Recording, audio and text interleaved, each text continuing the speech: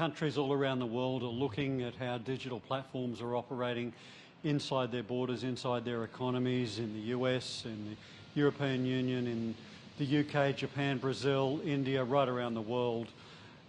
Governments are saying we want the benefits of digital platforms, we want the services and the products that you offer, but we want to ensure that you're abiding by the laws of our country.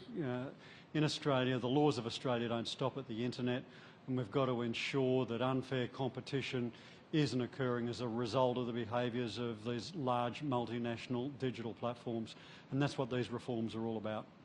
If the reforms you're proposing in relation to app stores and ad tech are implemented, what would Australian consumers notice? For instance, would they be able to use Apple Pay in different forums, for instance? For consumers, it means a fairer deal, it means more choices, and it'll see a reduction in costs and prices. So we'll be looking into the tying and the self-preferences. So the self-preferencing inside platforms and the mandating that if you use this app, you must use this payment service. And these are the sorts of practices that we need to dig into. And so just in terms of an example, the banks, for instance, have said that they would like to be able to provide Apple Pay on their platforms. Is that something you're looking at? Payment services are definitely something that's come up inside the consultation that we've run on this.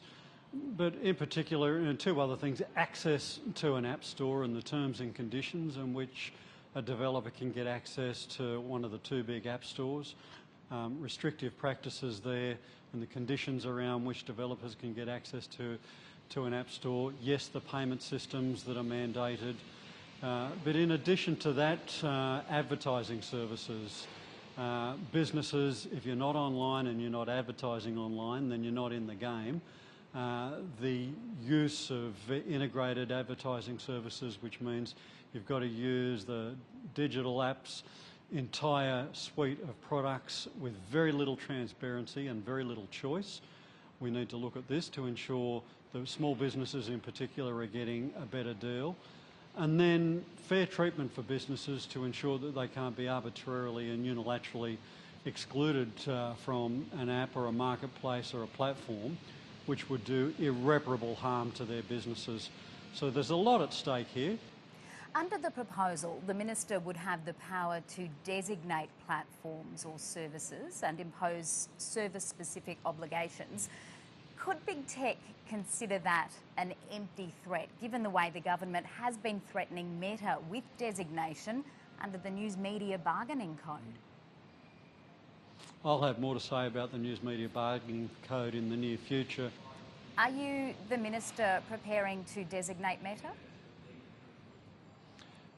We'll have more to say on news media and the News Media Bargaining Code in the very near future. When will that happen, doing Minister? Here sends a... have more to say that in the very near future. You won't have to wait too much longer. But what I can say is these competition reforms are absolutely critical.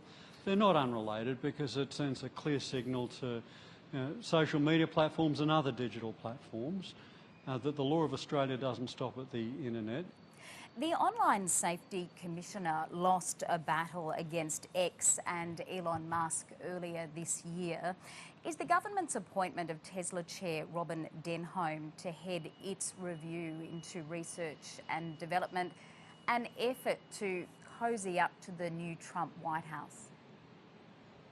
It's an effort to ensure that we've got the best and brightest people advising the government, and in the area of research and development, we want to ensure that an executive who's been involved in a preeminent tech company, a preeminent manufacturing company, which is leading the world in battery development and electronic vehicle manufacturing, we want to ensure that we're tapping into that expertise. It's about that and that alone. But is there a concern that Australia's war on big tech, which in the past has involved a war of words with Elon Musk himself, is there concern it will have an adverse impact on Australia's relationship with the United States? Can I just be clear? This is not a war on big tech. This is a fight to ensure that we have the right sort of laws in place to protect Australian businesses, the right sort of laws in place to protect Australian consumers, that we have a competitive regime here in Australia where we get the benefits of the digital platforms who are making very good business here in Australia. I mean, they're doing a lot of business and making a lot of money in Australia, and frankly, we want them to continue to operate here in this country, but we want it to be done on fair terms and a way that is benefiting Australian businesses and Australian consumers, just as every other country in the world is moving in this direction as well. I've said on a number of occasions in the United Kingdom, in Europe, in Japan, in India, in Brazil, a lot of other countries around the world, they're looking to ensure that their consumer protection laws, their competition laws, their digital safety laws are appropriate and up to scratch to ensure that we're protecting our businesses, our economy and our consumers in the digital age. And that's exactly what we're doing here in a number of the other programs of work that you've mentioned that we've been very active on across the last year. Stephen Jones, thank you. Good to be with you.